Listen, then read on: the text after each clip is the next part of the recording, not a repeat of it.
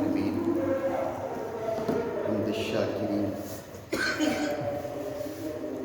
وافضل الصلاۃ واکمل السلام علی سید المرسلین خاتم النبیین قائد الغر المحجلین اکرم الاولین والآخرین نبی الحرمین امام القبلتین وسیلتنا فی الدارین المزین بکل زین المنزہ من کل عیب نشین مولانا و مولا الثقلین جد الحسن والحسین سبحان اللہ سبحان اللہ سبحان اللہ نبی الانبیاء عظیم الرجاء عمیم الجود والعطاء ماء الذنوب والخطا شفیعنا یوم الجزاء سبحان اللہ سر اللہ المکنون در اللہ المخزون نور الافئدة والعیون سرور القلب المحزون عالم ما كان وما يكون سبحان اللہ سیدنا و مولانا محمد المبعوث رحمة للعالمین اما بعد فاعوذ باللہ من الشیطان الرجیم بسم اللہ الرحمن الرحیم قل لا اسألكم علیہ اجرا الا المودة فی القربى سبحان اللہ ومن يقترف حسنة نزد له فيها حسنا سبحان اللہ إن الله غفور شكور سبحان اللہ سبحان اللہ صدق الله مولانا العظيم وصدق رسوله النبي الكريم الأمين إن الله وملائكته يصلون على النبي يا أيها الذين آمنوا صلوا عليه وسلموا تسليما الصلاة والسلام عليك يا رسول الله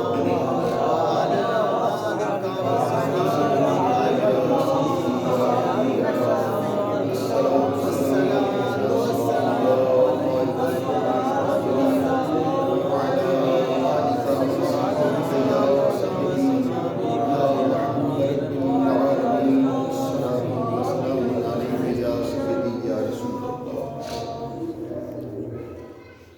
نہایت واجب الاحترام معزز اور محترم حاضرین اور سامعین کرام، جمادی الثانی کا مہینہ شروع ہو چکا ہے اور آج کے اس خطبہ جمعہ میں آپ حضرات کی خدمت میں جو موضوع چل رہا تھا پیچھے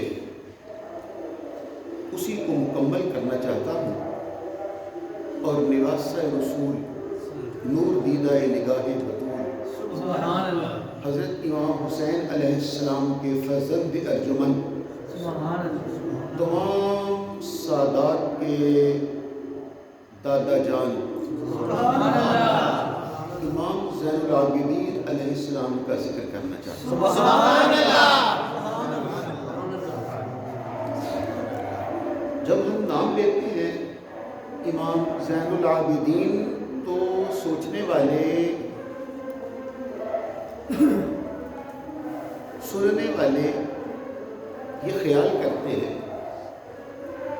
کہ شاید امام زین العابدین کوئی سادات کے گھرانے کا سیدھا سادہ صوفی قسم کا آدمی ہوگا اور درویش قسم کا سیدھا سادہ ملنگ ٹائپ شاید یہ بندہ ہوگا، ایسی بات نہیں ہے، بلکہ امام حسین علیہ السلام کے عظیم سپوت امام زین العابدین اپنے وقت کا محدثین کا بھی بادشاہ ہے اور صوفیاء کا بھی پیشوا ہے۔ سبحان اللہ اور یہ دو جملے جو میں نے عرض کیے ہیں انہیں بارے دیگر اپنے ذہن میں محفوظ کیجیے۔ اپنے وقت کا سب سے بڑا محدثین کا بھی بادشاہ ہے اور صوفیاء کا بھی سب سے بڑا پیشوا سبحان اللہ اور مقتدا امام زین العابدین۔ سبحان اس بات کو سمجھنے کے لیے ایک خاص اشارہ کر رہا ہوں، شاید آپ حضرات کے علم میں یہ بات نہ ہو جو میں عرض کرنے لگا ہوں، وہ یہ ہے کہ تصوف دو طرح کا ہے۔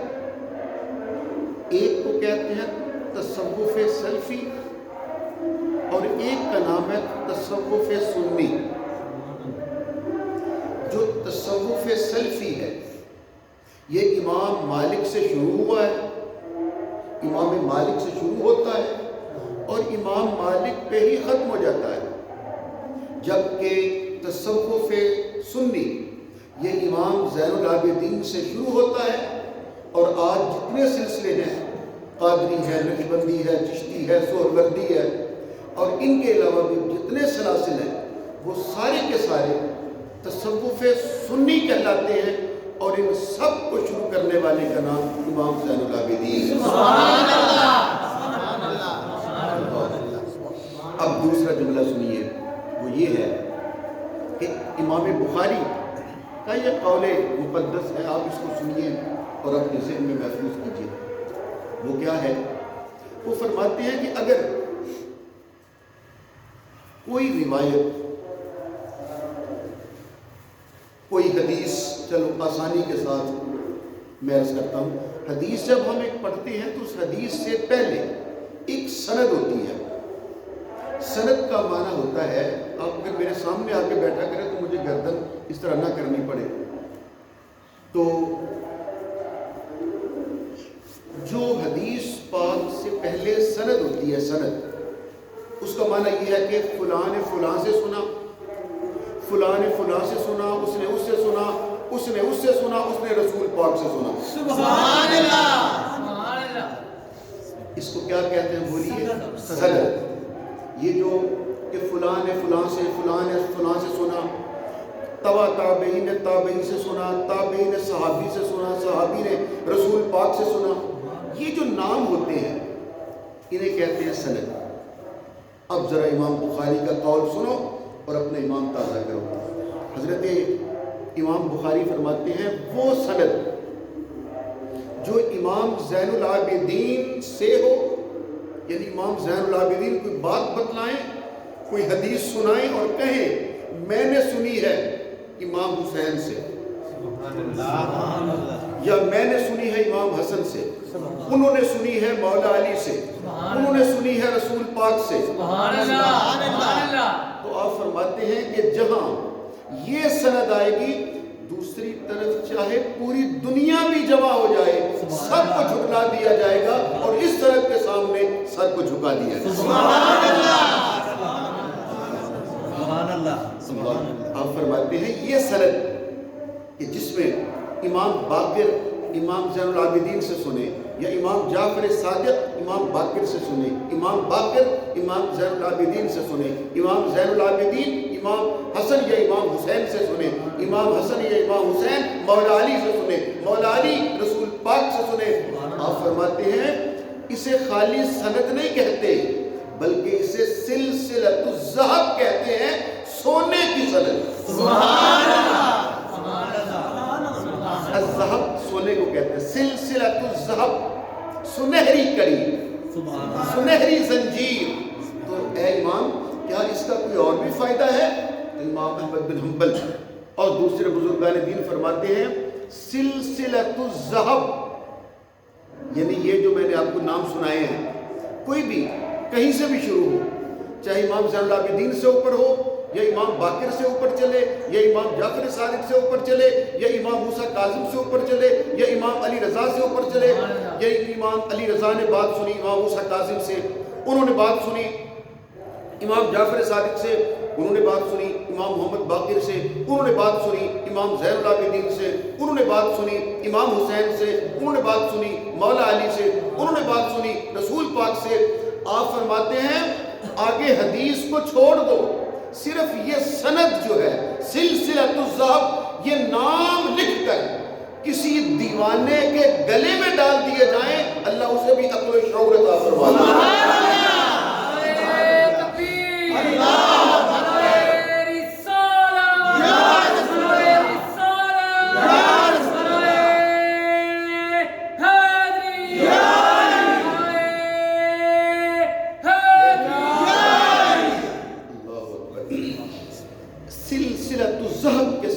اسمائے گرامی لکھ کر، نام لکھ کر اگر کسی دیوانے اور مفروق الحال ذہن والے شخص کے گلے میں پہنا دیے جائیں تو اللہ تعالیٰ اسے صحت بھی عطا کر دیتا ہے، شفا بھی عطا کر دیتا ہے اور عقل بھی عطا فرما دیتا ہے۔ اب میں آپ سے ایک سوال پوچھوں، اگر مل کے جواب دو تو لطف آئے گا۔ سبحان اللہ۔ جن کے نام لکھ کر دیوانے کے گلے میں پہنا دیں تو اسے بھی عقل و شعور آ جاتی ہے، اس کا بھی دماغ درست ہو جاتا ہے، شعور مل جاتا ہے، ادراک مل جاتا ہے، ذہن مل جاتا ہے، سوچ مل جاتی ہے، سمجھنے کی طاقت مل جاتی ہے۔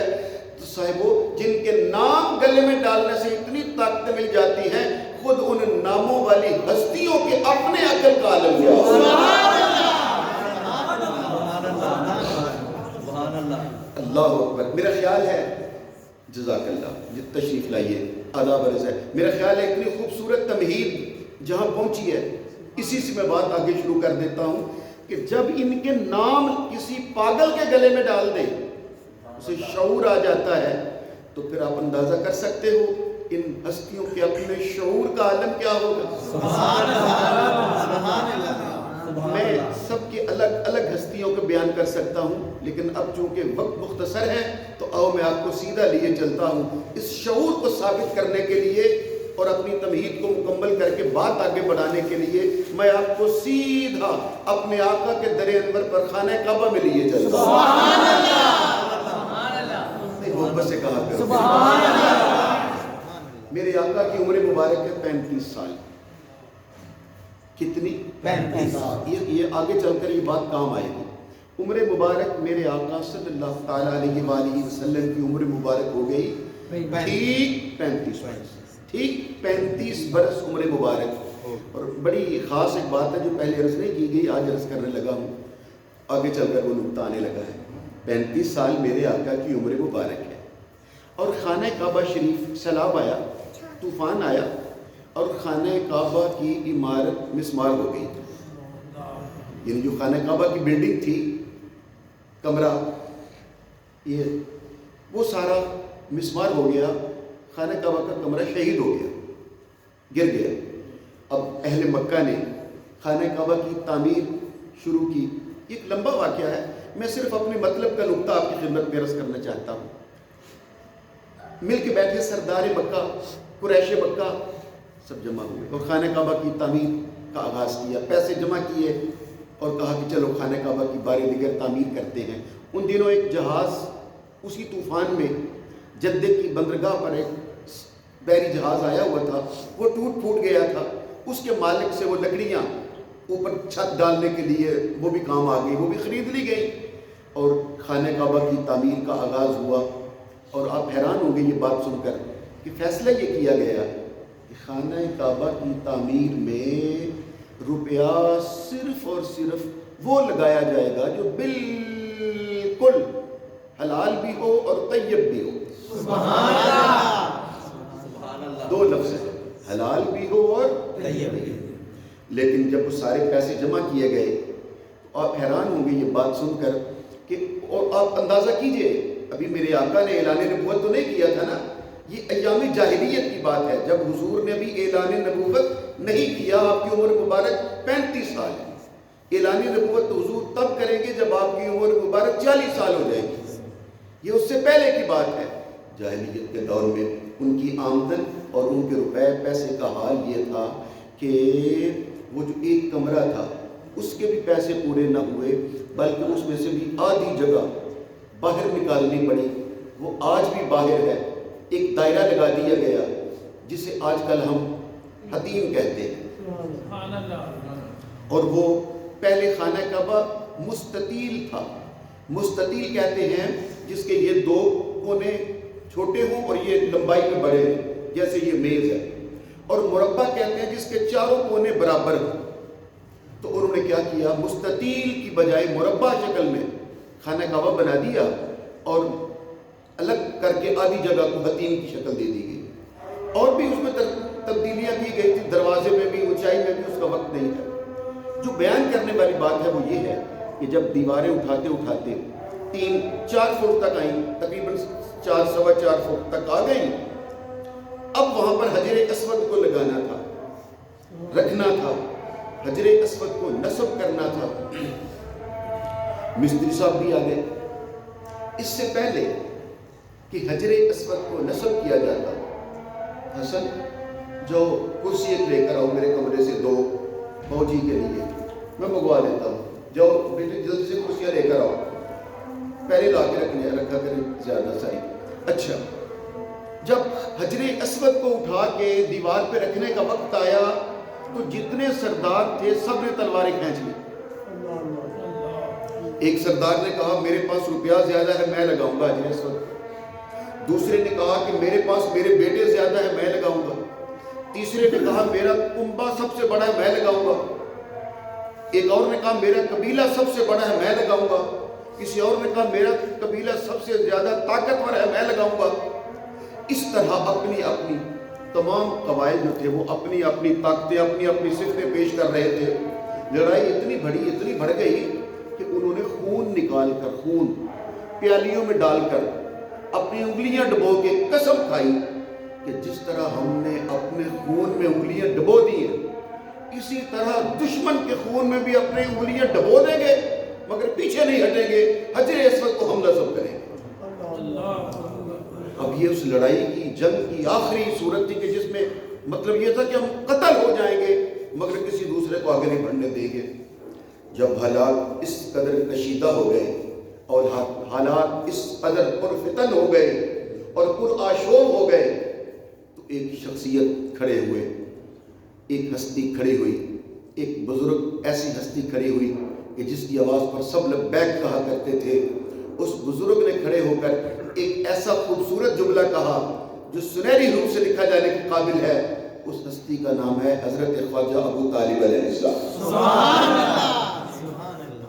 आपने कहा लड़ने वालों गौर से सुनो, जो कत्ल करेगा वो भी अपना है, जो कत्ल हो जाएगा वो भी अपना है, जो यतीम हो जाएंगे बच्चे वो भी अपने हैं, जो ख्वातीन बेवा हो जाएंगी वो भी अपनी है, जो माँ बाप अपनी औलाद को खो दोगे वो भी अपने हैं। तो इसलिए अपनी कसम वापस ले लो और आओ मिल के तस्वीर कर लेते हैं, मिल के फैसला कर लेते हैं कि हजर अस्वद की तनसीब कौन करेगा, हजर अस्वद को सुबह दीवार पे कौन नस्ब करेगा। सब ने कहा जी आप बतलाएं क्या होना चाहिए। आपने कहा होना ये चाहिए कि सब अपने अपने घरों को चले जाओ और सुबह जो जाके सो जाना है और जो सुबह सबसे पहले उठकर हरम शरीफ में आएगा वही हजर अस्वद को नस्ब करेगा। अब सब ने सोचा और आपकी इस बात को कबूल किया और सब घरों को चले गए। अब यहाँ वो लुत्फ की बात है, सब घरों को जाकर अपने अपने घर में पहुंच चुके थे और सारे यही सोच रहे थे मैं ही जाऊंगा सुबह, मैं सबसे पहले जाऊंगा सबसे सुबह उठकर। मेरे आका भी थे, अब मेरे हुजूर आदी थे जल्दी सोने के और जल्दी उठने के। उन्होंने सोचते सोचते कि मैं ही जाऊंगा आधी रात कर दी। मेरे आका पहले जल्दी सोते थे और जल्दी उठते थे। आका जब अपने टाइम पे बहवे आराम हुए, सुबह तहज्जुद के वक्त उठे और शहर हरम में आ बैठे। अब दिन निकला, एक एक करके उठना शुरू हुए। कुरैशी सरदार, हाशमी सरदार और अब्दुल तलबी सरदार, मखजूमी और सब लोग आना शुरू हुए, एक एक करके आते गए और हुजूर पे बैठा हुआ देखते गए। सामने बैठना शुरू हो गए, एक तरफ हुजूर बैठे हैं, सामने सारे सरदार कुरैशियों की कतार लगी हुई है। इतनी देर में मिस्त्री साहब भी आ गए। मेरे आका ने फरमाया पूछो बोलो कौन सबसे पहले आया है और हजर अस्वद को नस्ब कौन करेगा। सब ने बेजुबान कहा आप सबसे पहले आए हैं, हजर अस्वद को भी आप नस्ब करेंगे। सुभान अल्लाह। जब सब ने कहा ना आप करेंगे तो मेरे आका ने, अब ये है वो जुमला जहां मैंने आपको लाना था, वो शऊर की बात याद है ना जी, जहां से बात शुरू हुई थी, ये है वो जुमला। मेरी सरकार ने अपनी कमली मुबारक उतारी, जमीन पे बिछाई, हजर अस्वद को ऊपर रखा और सारे सरदारों को बुला के कहा सारे सरदार मेरे चादर का एक कोना पकड़ो। सुभान अल्लाह। सब ने चादर के कोने पकड़े, फिर मैं उठाओ। सब ने चादर को उठाया, ऊपर हजर अस्वद रखा हुआ है और जहां पर रखना था वहां तक उठाया। मेरी सरकार ने हजर अस्वद को उठा के دیوار پہ رکھ دیا اور ساتھ ہی مسکرا کے فرمایا اب سب گھروں کو جاؤ اور جا کے یہ نہ کہنا صرف محمد عربی نے لگایا ہے، نہیں کہنا سب نے لگایا ہے۔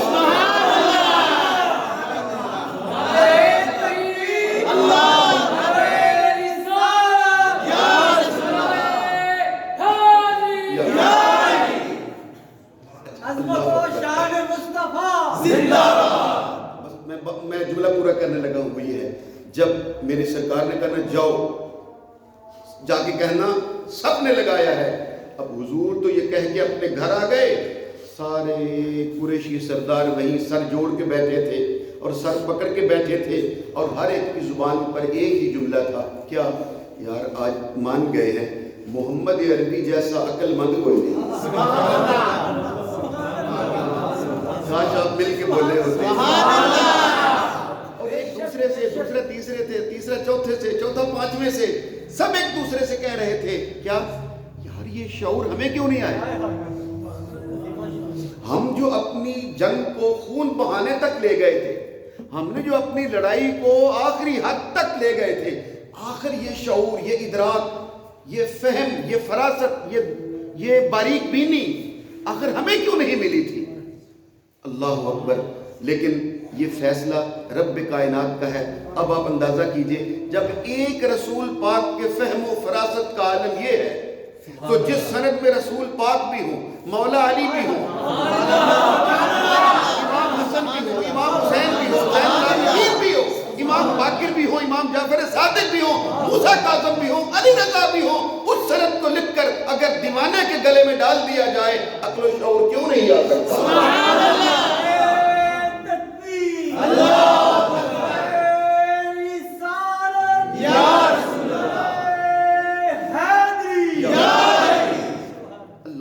پھر میں اسی منزل پر واپس پلٹتا ہوں۔ امام بخاری رحمت اللہ علیہ وہ کیا فرماتے ہیں کہ اگر ایک طرف پوری دنیا کی بات ایک طرف ہو، پوری دنیا کی سند ایک طرف ہو، لیکن امام زین العابدین کی سند ایک طرف ہو، وہ کہیں کہ میں نے اپنے باپ حسین سے سنا، امام حسین نے مولا علی سے سنا، مولا علی نے رسول پاک سے سنا، تو آپ فرماتے ہیں ہر سند کو جھٹلا دیا جائے گا، امام زین العابدین کی سند کے سامنے سر کو جھکا دیا جائے گا۔ کیوں؟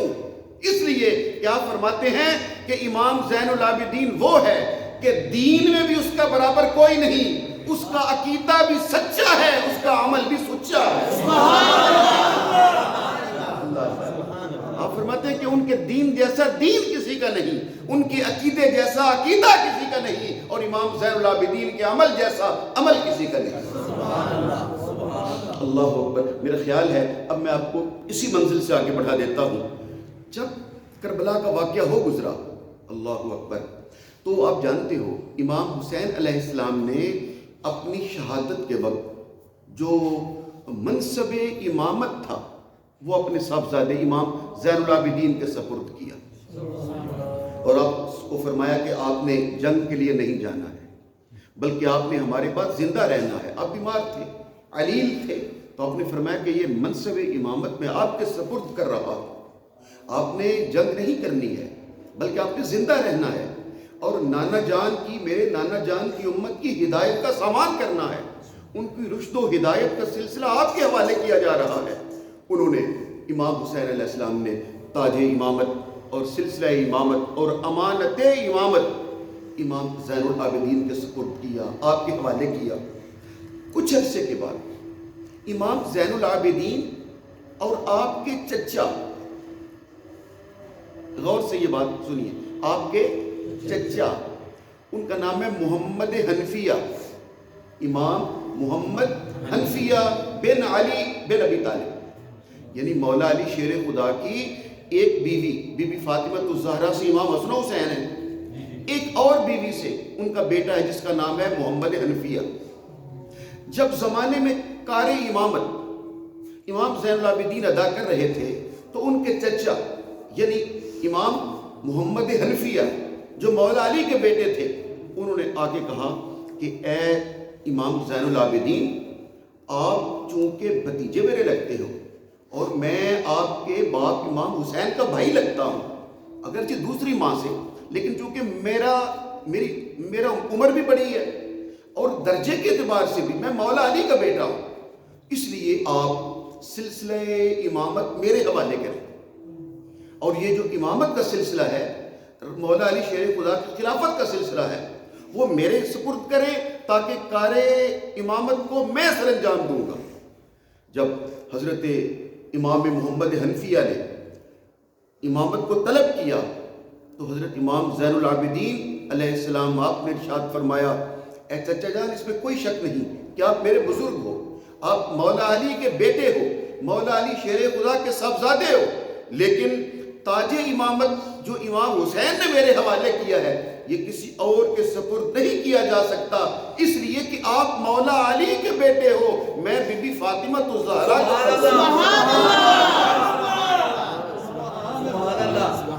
آپ کا شجرہ مولا علی سے، حنفیہ بن علی بن ابی طالب، لیکن میرا شجرہ زین العابدین بن حسین بن فاطمہ الزہرا۔ اب ان کے ساتھ بھی کافی سارے لوگ تھے، ایک دو نہیں، کافی سارے لوگ تھے ان کے ساتھ بھی، پوری ایک جماعت تھی۔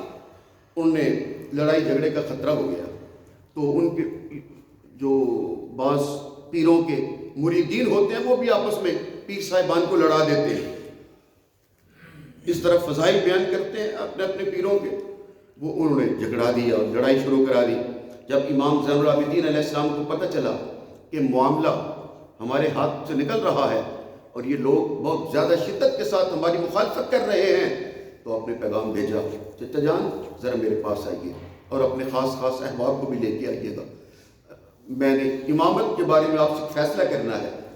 حضرت امام محمد بن حنفیہ وہ بھی تشریف لائے، امام زین العابدین علیہ السلام بھی تشریف لائے، اور صحن حرم وہ جب آئے تو آپ نے کہا نہیں، یہ فیصلہ یہاں نہیں کرنا، حرم شریف میں جانا ہے، خانہ کعبہ میں جانا ہے، فیصلہ وہاں کرنا ہے۔ کوئی بات نہیں، اب صحن حرم میں آ گئے، وہاں امام زین العابدین کے ماننے والے بھی ہیں، امام محمد حنفیہ کے ماننے والے بھی ہیں، باقی قریشی بھی ہیں، ہاشمی بھی ہیں، مطلبی بھی ہیں، سب لوگ موجود ہیں۔ جب لے کر آئے تو حضرت امام زین العابدین نے اپنے چچا جان کا ہاتھ پکڑا اور ساتھ لے کے چلتے چلتے حجر اسود کے سامنے آئے اور آگے کہا، چچا جان یہ وہ جنتی پتھر ہے جسے دست مبارک رسول اللہ کا لگا ہے، سبحان اللہ، جسے چوما رسول اللہ نے ہے، سبحان اللہ، یہ قیامت کے دن بھی حق کے ساتھ چومنے والوں کے بارے میں اللہ کی بارگاہ میں گواہی دے گا، سبحان اللہ، وہاں بھی اس کے کہنے پر فیصلہ ہوگا، سبحان اللہ۔ آج امامت کا حقدار کون ہے؟ جیسے جنت کا حقدار کون ہے؟ حجر اسود فیصلہ کرے گا، آج بھی ہم اسی سے فیصلہ کرائیں گے امامت کا حقدار کون ہے، سبحان اللہ۔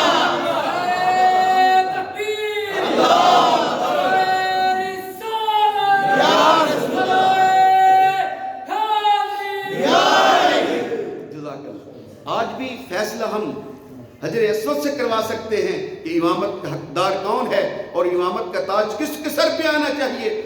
حضرت امام زین العابدین نے کہا، چچا جان آپ ذرا حجر اسود سے بات کیجئے، یہ سنتا بھی ہے، سبحان اللہ، یہ دیکھتا بھی ہے، یہ گواہی بھی دیتا ہے، سبحان اللہ۔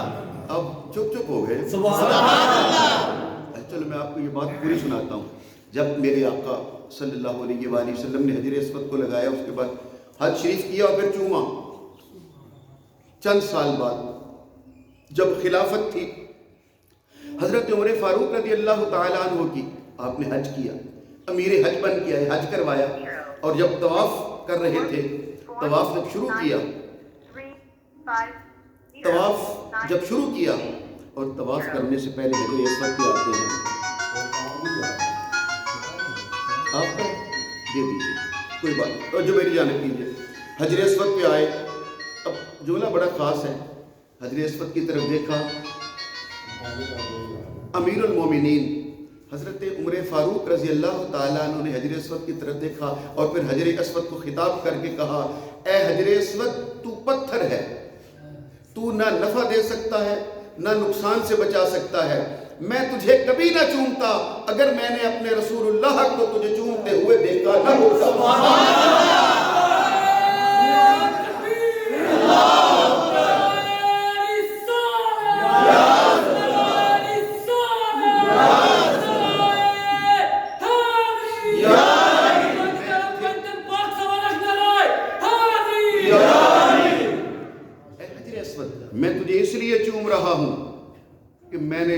اپنے آقا کے لب تیرے ساتھ لگے ہوئے دیکھے۔ تو جیسے آپ نے سبحان اللہ کہا، زمانے کے لوگوں نے بھی حضرت فاروق اعظم کی بات سن کر ظاہر ہے سبحان اللہ ہی کہا۔ جیسے ہی حضرت فاروق اعظم کا جملہ پورا ہوا، پیچھے مولا علی شیر خدا کھڑے، لوگ چپ، مولا علی شیر خدا بول پڑے۔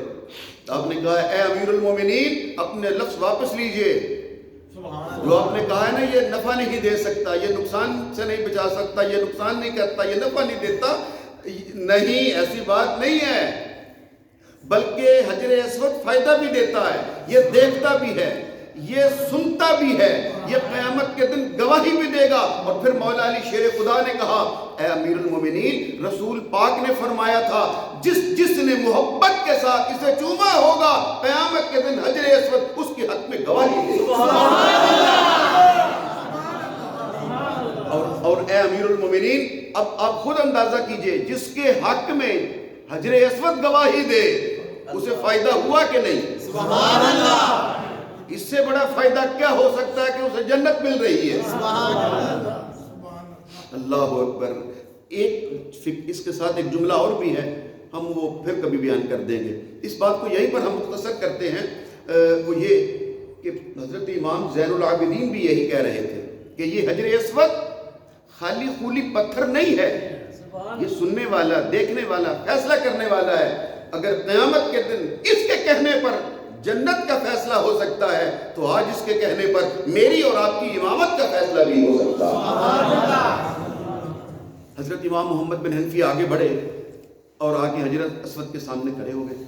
اب زمانہ دیکھ رہا ہے، سب لوگ دیکھ رہے تھے۔ حضرت امام پاک امام محمد حنفیہ، وہ بھی مولا علی کے صاحبزادے ہیں، وہ بھی لائق تعظیم اور لائق احترام ہیں۔